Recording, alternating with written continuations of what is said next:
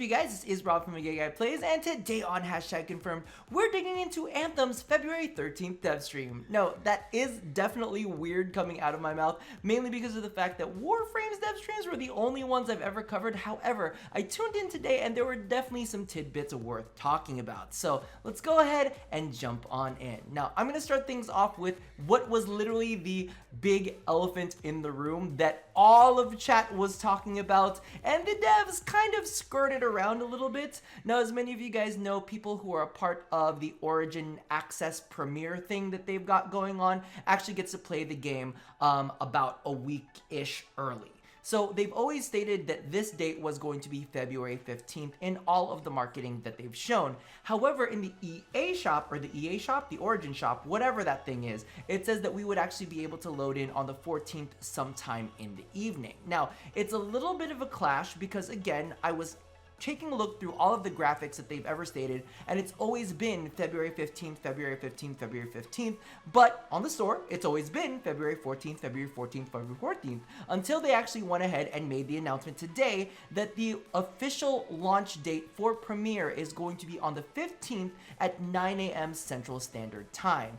And then, about 20 to 30 minutes later, the Origin store actually went ahead and changed over to the 15th as well. So everybody was completely outraged. Now, part of me was like, I saw the 15th marketing, and that's what I paid attention to because I assumed that that's when we were all going to get it, and the store, you know, might have just been doing something weird with time zones or whatever. But you know, part of me was kind of excited to have like a nice Valentine's Day night where I was able to shoot everything up and have a whole bunch of donuts and milkshakes and onion rings. But unfortunately, my Valentine's Day has just been kiboshed. So that's a no-go. However, I will be trying to log in.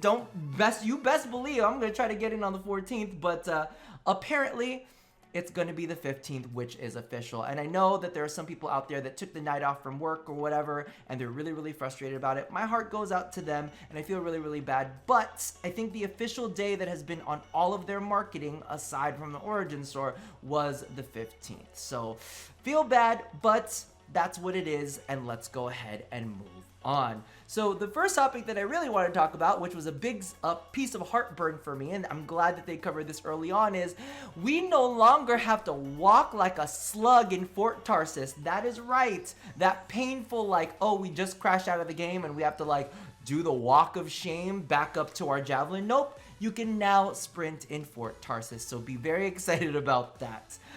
Moving along, they actually went ahead and took a look at the faction's reputation system really quickly. It was just kind of an overview saying that, you know, we are working on a lot of things, but the interesting points that I actually found there were the fact that they had a bunch of different sigils, also known as blueprints. They kind of clarified this later in the stream where they said sigils is just going to be another term for blueprints. So within the faction's reputation system, we actually saw a couple different metallics that were hiding behind that. I'm not sure if those are things that we'll be able to get any earlier access to, but apparently once you go ahead and level up, you'll be able to get access to bronze, brass, and copper, and this is for one of the specific factions. And underneath that, they also had sigils of different varying weapon types. So I'm assuming that those are going to be blueprints. One of the things that they did mention was, you know, if a weapon's just not dropping for you, you'll be able to go in and build the weapon yourself.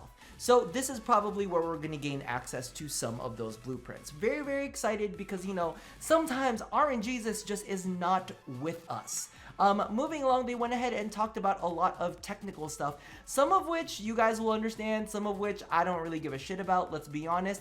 They have the high HDR mode for PC, which is like the high density range like thing where they kind of things pop it. Listen, I don't know what it actually means, but that's going to be available on the 22nd. They actually have a motion blur toggle that works now because before that didn't work. They also have a camera shake slider. Now, I don't know, and I know that I feel like I'm going to get a lot of hate for this, but I like motion blur, and I do like a lot of camera shake. It just feels more epic to me. I don't know, but now you have options, which is absolutely awesome. They also did say that there is going to be a field of view slider for PC, which is being investigated. So they're looking into it. It's something they do want to incorporate, but I did remember them saying a little bit later on the screen, it's a little bit harder because, you know, we have to figure out how it's going to work for flights, how it's going to work for, you know, like zooming into weapons and all that kind of stuff, because of the fact that they have a lot of different fields of view that they already need to play around with. But they did say that they're going to be investigating it, which is a really weird word for them to say, because it's not like we're working on it, but we're looking into it. So one of the things that they did mention is that PC controls are being improved. They got rid of a bug that forced negative acceleration, so you guys should be able to feel like your aiming with weapons is going to be even better. So really excited for that. They also did a pass on swim and flight. They removed the lag on flight so that it's more responsive and are giving us the option to turn off mouse acceleration. So if you guys didn't quite notice when you were playing around with Anthem, you would actually kind of have to lead your javelin with the mouse a little bit, and then it would kind of go. So there was a little bit of a delay on that. They're getting rid of that so it's even more responsive, and the whole mouse acceleration thing on flight, I'm glad that that's gonna go. As you guys know, I turned my acceleration all the way down to like, or my responsiveness all the way down to 15 on flight because it was too much for me. So I can't wait to get into game and kind of see exactly how all of that feels. But they did say that before this, they all were kind of putting out the quote that, oh, flight feels better on controller. Now they're saying that after they've kind of tweaked and toyed around with that, it feels pretty equal, whether it's on keyboard and mouse or whether it's on controller. So definitely happy to hear about that. They also said that they were going to give us broader mouse sensitivity options, which is always fantastic. And they introduced a snap to center option. So it's kind of like as you're flying, if your mouse kind of remains idle, you'll snap to center again. So can't wait to see how that's in game. It's just always good to see all of these improvements come in with such a big feature as flight. This is one of the things that they actually let's skip past that one and go into.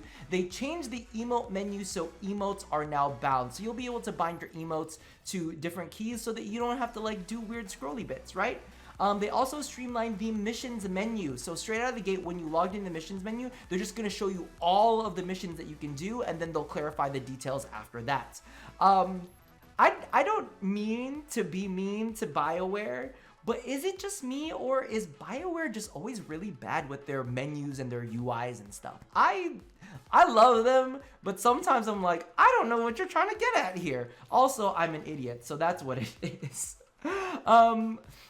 What do you call this? So moving past that, they did have a little bit of chat about gameplay. So as you guys know, one of the things that you kind of do within missions and strongholds is sometimes you collect things. So whether they're echoes, whether like they're these little transponder things that you plug into other things, well, sometimes players don't realize that they have them on there. So they've actually done a 1 minute timer on those things. So the thing is, after that 1 minute timer goes, you'll start seeing that item turn red, and then you'll end up dropping it and it will respawn back where it was supposed to. So that way it kind of prevents players just not being aware of them having items on them, or players trying to grief you. So that's always a good thing, and definitely a much feel better moments. Now, another thing that they did actually have with the kind of like menu or UI items was very, very nice. It was a group window.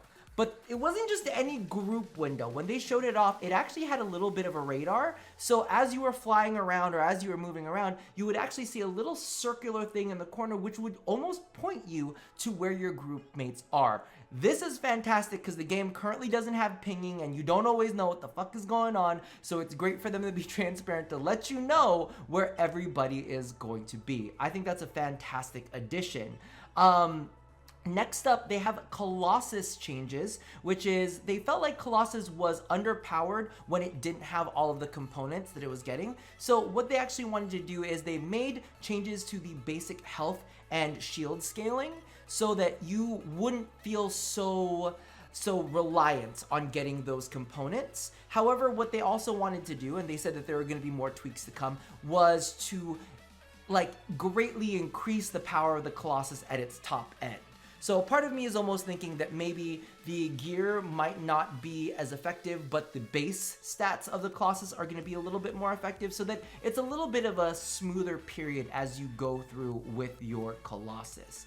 Now, after that, what they actually went ahead and went into was the roadmap.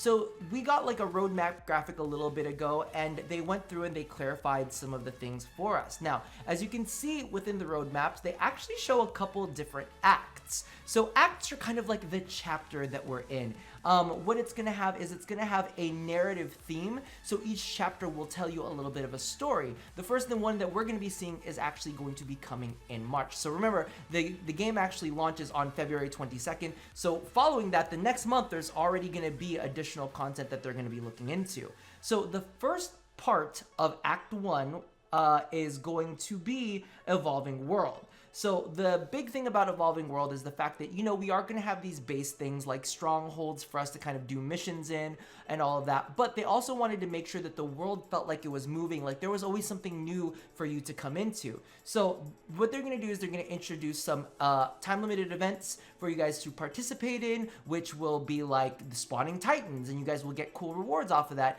to something a little bit more subtle. They were almost saying that players who've been playing the game a lot may notice some things that are just a little bit weird, a little bit off. And if they go and investigate those things, that it would open up into something else. So I found that to be very, very weird, very, very interesting, something that makes me really want to actually take a look at what's going on with the world. So that's the first part, which was Evolving World. The next part is Stronger Together. Now, Stronger Together is all about the social aspect in Anthem, where we would get guilds, leaderboards, and other improvements to kind of like the social aspect of Anthem. As you guys already know, they have this great alliance system where if you are grouped up with the same people repeatedly, you'll actually get bonus XP, and from my understanding as well, bonus coin. And you guys know, coin is what we can use to pick up additional cosmetics. So that's always fantastic on my end. Very, very happy about that. But what they're going to do is they're going to be introducing guilds, so it's kind of like a place for you guys to all get together and like enjoy yourself and have chats and, well, have chats. Will there be chats? I hope that there's text chat in the game at some point. And then they also said that there's going to be leaderboards. They wanted to make sure to promote social interaction as well as social competition. So very excited to see all of that. Not as excited about the leaderboards, but you know, I'm just trying to be a little chill with it. And then the last thing that they went ahead and covered in the first act was Cataclysm. Now, they did not want to put the raid name on this content. That's the one thing that they've stressed as long as they've talked about Cataclysms. But they wanted it to be aspirational content. The content that you look at other players doing and you're like, oh my god, I want to be able to do that. I want to be able to be good enough to do that challenging content. Now, of course, they did say that, you know, a group of 4 could go in as like a group and, you know, just play it like casually, like no big deal. But they wouldn't get as many rewards as a well-coordinated group. So it's kind of maybe even almost one of those things where you like jump in and you kind of learn. You still get bonuses from it, but you know, only when you have like solidified what you and your team can do and have gotten organized as to how you do it, then boom, you're gonna start picking up those bigger and better rewards. So it's nice to see that, you know, at least for their first launch of content, there's going to be difficulty to it, but in addition, it's going to be one of those things where you can ease people into the difficulty, which is very, very important, because there are other games that we've seen out there which is just like one set level tone of difficulty, and like the easy people are having like a hard time and are struggling with it, and all of the people who are veterans are like clearing it like nobody's business, or unfortunately having to carry around some of the newer players that don't quite know how to get it done. Regardless, the animals are now on the loose and they want to be fed, and that is really all of the topics that I wanted to go ahead and cover here today, except for the fact that Chad Robinson, one of the devs that were up there, plays with all of his controls inverted, which is absolute blasphemy. Why would you play with your controls inverted? However, while he may be a monster, he is also best boy, so be nice to Chad. And that about does it for me for now. So as always, love somebody, hurt nobody, and touch your body. Let's hope that we can make Valentine's Day great again, and maybe they will sneak us in and let us play early. I don't know. Regardless, I will see you guys next time. Bye-bye.